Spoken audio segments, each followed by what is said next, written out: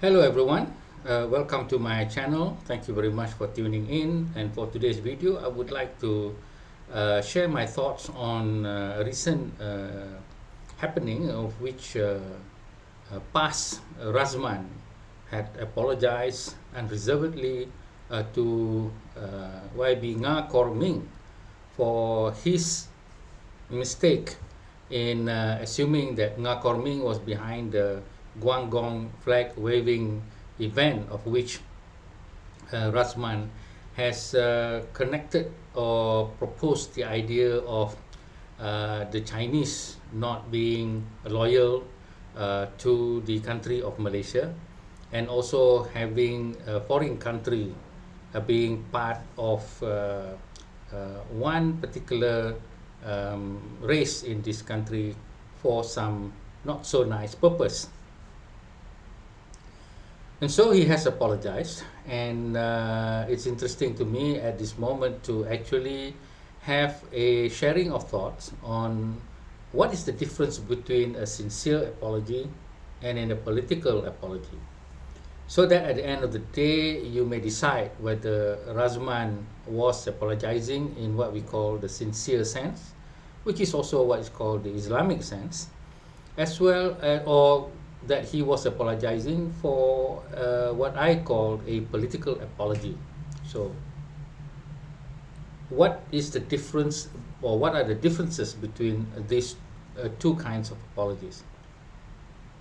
Now, all of us are perhaps very well aware that an apology is about someone who has said a wrong thing to a wrong person. And so, if that person or causes a distress to the other person, and it is incumbent upon the person who had said the wrong thing to apologize. So, what are the conditions of a sincere apology, and what are the characteristics of a political apology? I have noticed that we understand that a sincere apology usually is by someone who has no intention of doing harm or doing any evil intentions or connecting some other agendas to a certain situation. We have come upon this situation many times in our life, with our spouse, with our children, with our friends. And so we need to apologize. And that is the whole point, in order to right the wrong or settle the dispute or repair a broken relationship, this sort of thing. So the first condition of people wanting to apologize in a sincere and even in an Islamic manner is the intention, that there was no intention other than the person was perhaps impatient to wait for other information before making the accusation and causing distress to the other party. Now, the difference between the sincere person who has done wrong and wanting to apologize, with a political apology, there is a political agenda usually, in which the politician may want to create a situation of which to suggest to the or his or her support base that this person may not be loyal to the country, or may be a racist, and that this will cause some tensions between different races in the country. So a political apologist, or a person who's doing this kind of political apology, usually has a private agenda or a specific agenda to paint the other party or the other person and relate to the other party in a very bad light, so that he or she can gain support and gain influence. That is very important in politics. In politics, influence is everything. You may have money, but if you don't have influence, then you will not get the votes. But if you can actually create some sort of imaginary story about a wrongdoing and keep harping on it, and therefore you may get your support. And that is the difference between someone who just didn't know and say something wrong, then another person who actually knows something and purposely took the situation to create this kind of fantasy or idea about racism or about a danger to a certain religion like Islam, and that sort of thing. So that is a political apology. Now, the next thing about a sincere apology is that once you realize that this is a wrong thing, let's say you were very sincere in the sense that you were impatient and did not wait for further information, and so you accuse someone about this, about that, maybe it's your neighbor, maybe it's your friend, all sorts of things, then obviously we need to immediately apologize. Why? Because your conscience will not let you live with this wrong thing that you had done to someone. And immediately you must find the first opportunity to apologize to that person as quickly as possible. Especially in the Islam, you need to apologize for all the wrong thing you did to another person. Because if not, if you died or the other person died, then you have owed that person in the hereafter. So if it is settled in the hereafter, then it is not good for that Muslim. This is the belief in Islam. So you must immediately go and apologize. What about political apology? Now, the person who's involved in political apology usually will not immediately the next day go and find this other party or this other person to apologize. They will wait. What are they waiting for? They want to have the influence of this fantasy that they had created of wrongdoing or of certain perception of racism or religious threat. Let it play along until a particular time comes when the person feels that they need to stop because it would threaten them personally.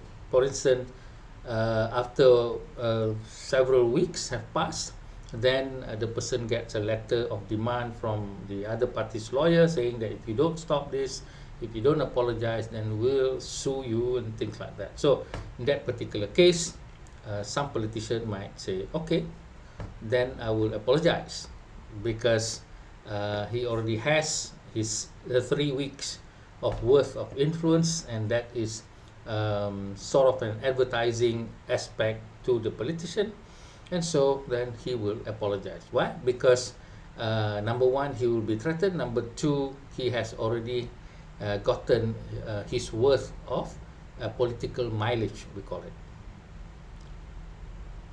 But there are also other politicians who refuse to apologize, even though they know what they have done is wrong or what they said is not correct. For instance, in some cases, you're saying that this person is related to another person who is a communist. Therefore, if they are related, then they are also communists. We may have some of these situations in this country of that nature. So you know this is not true, and yet you still do it, and yet you don't want to apologize. Why? Because the influence outweigh the damages of being sued.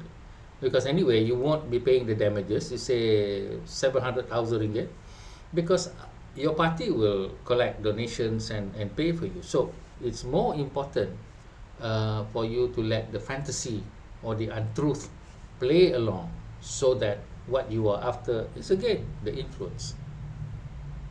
Now in Islam, this is not the right thing to do, but there are some Muslims who believe that in a war with non-Muslims, it is okay to use what we call tipu muslihat. So this forms under what is called tipu muslihat peperangan, or the misinformation or disinformation of war. Now, of course, there are Muslims who believe in that. I don't believe in it. I think the intention is very bad. This is not a war. We are not at war. It is simply a political difference of opinion in terms of ideology, but we should not resort to something that will break up the society even more. And then this is something that is very bad. So a political apology would then apologize or make the apology when the worth of the influence from the fantasy created, or the lies created, or the untruth created, or the half-truth created has come to an end, and there is another threat of being sued that the politician do not think that it is worth, and so then they would apologize. Now, the third thing about a sincere apology is that there is a promise of not trying to do it again. There is a remorse, or the feeling of remorse, penyesalan, or the idea of being sad and being very woeful in terms of having done that situation where it puts the other party in distress.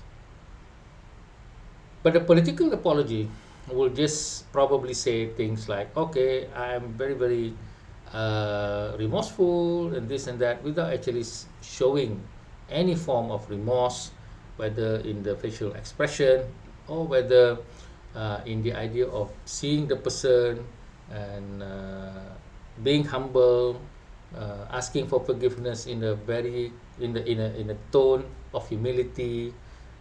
So most political apology comes in the form of a statement by the lawyer or by the person himself, and saying that I, so and so, apologize unreservedly to another person, and I am very sorry for what has happened, and I am also sorry for distress that is caused, and I hope that we will be okay in terms of our relationship, stuff like that. And so in a sincere apology, there is remorse, there is the promise of not doing it again. But in a political apology, usually the person will just repeat the whole process again, because again, as I said, this is about getting influence. Now, finally, what is important in terms of a sincere apology is for the person to actually try to patch up the relationship in a much better manner between this the two person that is wrong. Let's say you were wrong to accuse your wife of something, then you need to patch it up. You were wrong to accuse your children of this and that, or with your friends, or with other people, and so you would display some sort of gesture that will increase the relationship better. But in a political apology, usually that is not done, because the idea here is that you are at war with the other party, and so there is no purpose in trying to patch up a relationship in which you want the other party to be seen as the enemy for your supporters. So it must be a clear-cut war mind-like, in which that is the enemy and we are the good people or the good guys, and so we are at war, and so we do not need to do good things and patch up the relationship, because in order for us to gain power, we must ensure that this person and this party is seen as a very dangerous enemy to us. So it's no longer about differences of opinion and whichever is the best party in terms of ideas to lead the country. It's about creating the mindset of this is the enemy and we are the good guys. The enemy is trying to threaten us with our way of life, and therefore there is no need for us to patch up the relationship. So this is the difference between a sincere apology and a political apology. One of intention, one of immediate gesture of apology, one of remorse, and the idea of patching things up. So Malaysians can decide for themselves whether the Razman apology is a sincere one or whether it is a political apology. Thank you very much.